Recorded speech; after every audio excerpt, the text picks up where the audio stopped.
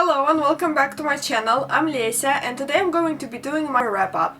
So let's get started because I have been pretty active with book reading this month and I've gotten quite ahead in my Goodreads goals. So let's get into it.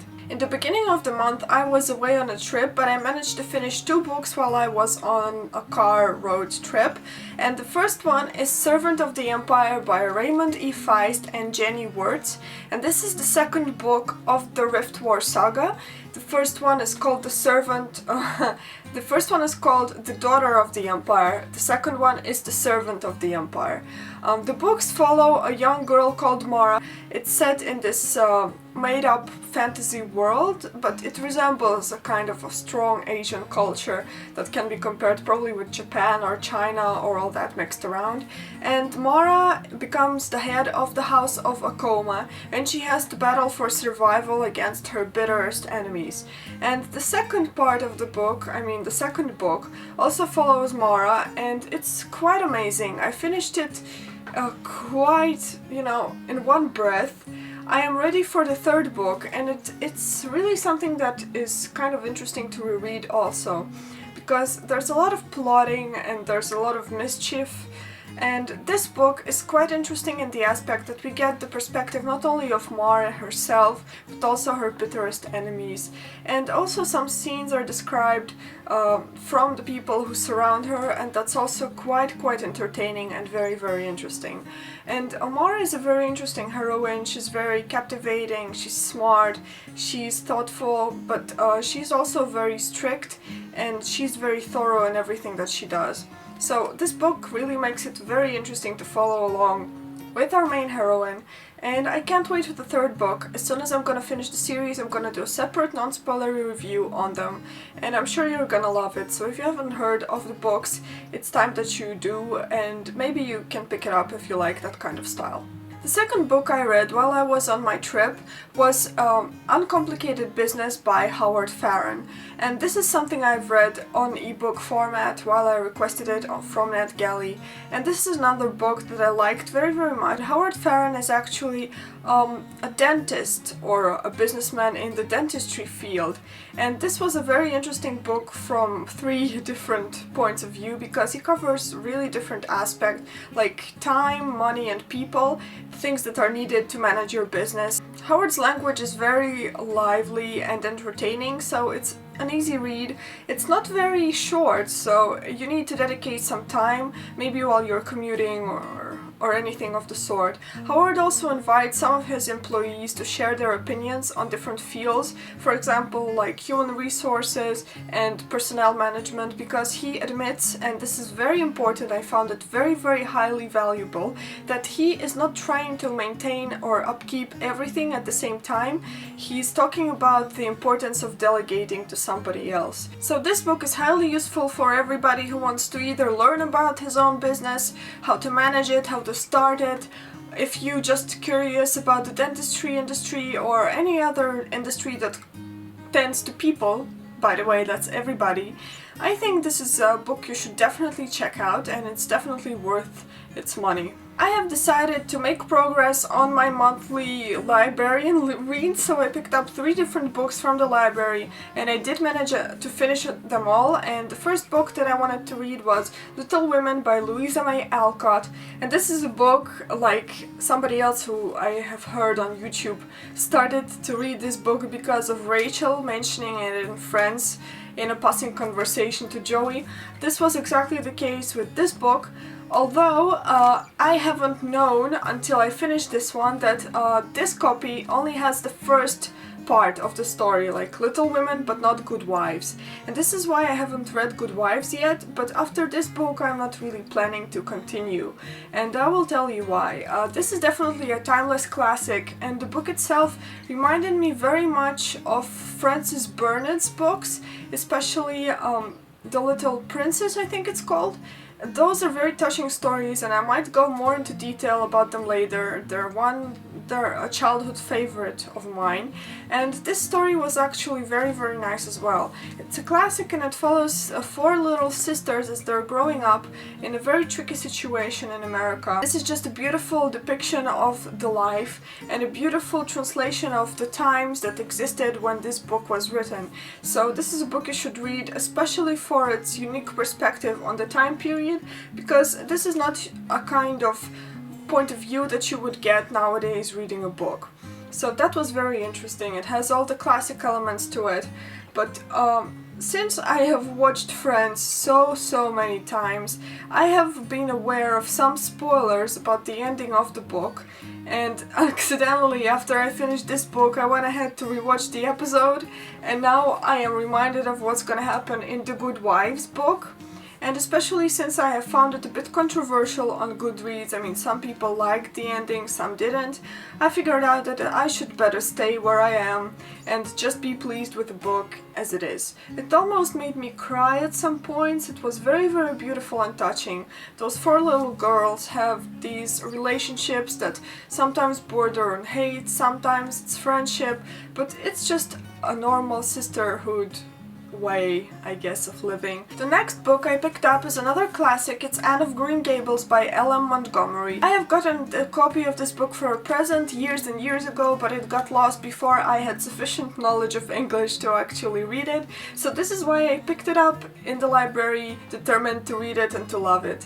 When I used to be a child, I used to watch an animated movie, actually an anime style kind of drawing, and if I'm not mistaken, Miyazaki wrote the script or was the producer or director of the animated film that I watched as a kid, and I loved it even then without reading the source material. And of course I love this book so much. If you haven't read it, you should totally read it. It's a story of little orphan Anne who comes to the Green Gables in hopes and dreams of her actually getting a family. But the brother and sister who live in Green Gables, called Matthew and Marilla, have been expecting a boy to help around the farm, and they're not very keen on leaving Anne to live with them. However, the story progresses, and Anne is a very unique child. She has such a vivid imagination, and this book reminded me very much of what it was to be a kid, and what it was to get magical ideas all the time and be so creative. And I think that this book will plunge you back into your childhood years and will give you some of that joy and peace for quite a bit. So definitely 5-star, much recommended, amazing book. And I also think that, you know, even if the second part is with Anne being a bit more grown up, it's still worth it, because a person like that can't stay dull for the rest of her life. She must also be creative and always stay positive. So it's a wonderful, inspiring book. Another book that I've read on my iPad in e-version is Attachments by Rainbow Rowell. And this book I really liked. It was a very quick read. I think it took 2 evenings for me to finish it, maybe like 3 to 4 hours, but I have read non-stop because I really liked it. Although I gave it 4 stars, it was a very pleasant story. I recommend it to anybody. So the book follows a guy who is working as a tech computer specialist in a company, a newspaper company, in the end of the 90s, when the internet is still considered somewhat a novelty, and therefore the company is very insecure, and it has this special software that flags emails with certain keywords in them, so that this techie guy has the sad responsibility of reading through them and banning and, you know, telling the staff when somebody violates the rules, somebody goes off topic, or anything of the sort. It's something that you wouldn't imagine would happen right now, but apparently this is the reality of the book. And our techie specialist works night shifts so that nobody knows him or nobody can influence him, but a lot of the time two women colleagues write emails back and forth to each other, and their emails get flagged a lot. And in the beginning he thinks he should report them, but then he really gets caught up in their messaging back and forth, and eventually he falls in love with one of the girls, but his position is a very, very bad one because he doesn't know what he can say. It's not like he can tell her, hello, I'm the guy who reads your email. This book is not only about a love story, but also about finding yourself, getting over a breakup, and it's very adult and very mature and very, very interesting. So, much advised. And the ending of this video is going to be dedicated to my Mount Everest of January 2016, The Elfstones of Shannara by Terry Brooks. There's going to be a separate video on Terry Brooks and his books and the Shannara Chronicles, because there's also a TV series that already came out, so this is going to be the next video that's going to come out this week, and I encourage you to watch it because it's going to be mainly spoiler-free. This is the second book in the original trilogy. The first is The Sword of Shannara, which I read this autumn. And what have I got to say? It's gotten a bit better than the last book. There's a couple of female leading characters, but I haven't had that much fun reading it, and honestly I have literally skipped through the pages of the last like 100 pages because I was so fed up with the story. I just wanted it to end. I just wanted somebody to put me out of my misery. All in all, it's a good book. It's just the writing isn't really my style. When demons come to threaten the land of the living, the elves, the men, the gnomes, everybody, they have to make a stand, and in the last attempt to restore the balance, a young girl called Amberly and a young guy called Will are sent on a quest to restore the ancient tree that is separating the demons from the normal live people. Creatures, I don't know. And this is a story of them going on an incredibly hard and unpredictable journey and doing their best to recover the balance. Everybody depends on these people, Will and Amberly, who have this little seed given by the ancient tree that keeps the borders intact. And it's exactly the second book, not the first one, that is the scenario for the Shannara Chronicles series on MTV. So this is quite interesting, and you should definitely check out the series.